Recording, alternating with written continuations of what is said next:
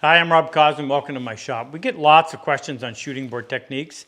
One in particular is, how do you use a shooting board to get pieces the exact same length? It's a good question. I'm going to walk you through it. Stay with me. I'm Rob Cosman, and welcome to my shop. We make it our job to help you take your woodworking to the next level.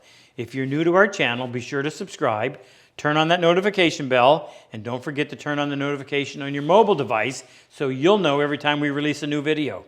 Good? All right, back to the bench. So I do a lot of small wood hinge boxes, and in order for you to get the kind of fit that I want, which is as close to being perfect as I can get it, all these pieces, or pardon me, this piece and this piece must be exactly the same length and width, and this piece and this piece must be the exact same length and width. So how do you do that? Well, on small pieces like that, I can do it right on my shooting board. So these would have been milled a little bit oversized, and then I'll come in and take the first one, which will become my standard. I want to set up my plane so that the blade is parallel to the sole, and that's something that you can eventually develop just by eye.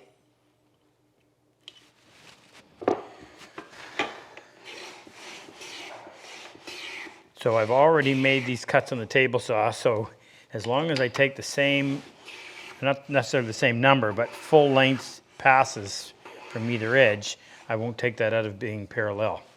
And then I'll come over here, cut a little chamfer on this end first before I flip it over and get that square. Then this end, I will have already had a measurement, so I know exactly how long this needs to be. And I would simply go right to that line. Now, this one has to match that one, so I can go in, trim that edge, set that piece on top, and you can feel with your finger to well better than 1/1000th of an inch, so that feels right on, so we'll leave that. Now we'll go in and square up one end. Once that's square, I'll set a reference piece on top, and I can see how much I need to remove. And on a small piece like that, I'm going to do it just by eye. So I'll come in here, cut my chamfer, put the reference piece on top. Still a little bit too long, but I have to renew my chamfer because I took all of it off on the first go round. Set that on, and perfect. All right, there's two pieces that are the exact same width and the exact same length. Now I'm going to show you how we deal with something a little bit longer. Now, if I've got a long piece, I'll go in and prep the end the same way. Cut your little chamfer first, flip it over. It creates a little gap right there. And then you simply plane until the gap disappears. And do the other end. Now, if I was doing this to a set length, I would have a mark on here. Put that where I wanted. Now I'll take my second piece. First thing I'll do is come in and square up one end.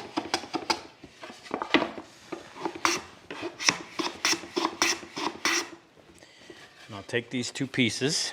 That's my squared up end. Remember, your fingers can feel better than 1/1000th of an inch, and if you don't believe that, get a piece of 1/1000 shim stock and set it down on something flat and see if you can feel it. Then you'll know. All right, so I've got that flushed on that end. I keep a knife blade with no back bevel, and I use a plain blade, I meant to say, because it has a nice large reference surface. Squeeze it against there, and then drag the back corner while keeping it tight. This tight to the end. That makes sure that your knife line is not undercut at all. Now, there's what we need to come down to. But the first thing we're going to do is flip that around. Sometimes it's actually easier if you'll come in here and just carry that knife line forward to the edge. So you come in and cut your little chamfer.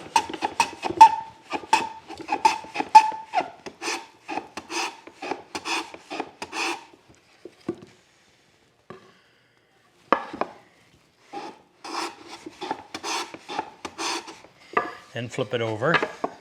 Now what we're going to do is just plane down to that line. What's interesting is as you start to plane and you get closer and closer to that severed line, you're going to see the little short fibers that are left from the line to the end of the plane, or to the sole of the plane, and they're going to break away. See how they're starting to disappear? And that's ultimately going to leave you with a gap as they fall away. And we just have to keep planing until that gap disappears. When that gap disappears, our knife line is touching the sole of the plane.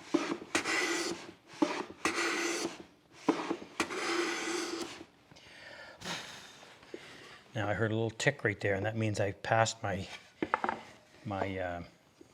chamfer. So I'll come back in and just make that another little cut.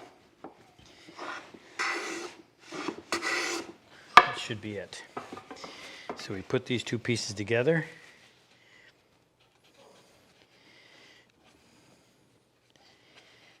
Flush on both ends. Now we have two pieces exactly the same length. That little tip with the knife line and watching those little pieces disappear, that's how you can dial that in to within, oh, it's probably better than 1/1000 of an inch. That's how you make similar pieces on your shooting board. If you enjoy my method of work and like my style of teaching, click on any one of these videos to help take your woodworking to the next level. I've always said better tools make the job so much easier. If you click on the plane and chisel icon below, it'll take you to our site and introduce you to all the tools that we actually manufacture right here in our shop. It'll also give you information on our in-person and online workshops.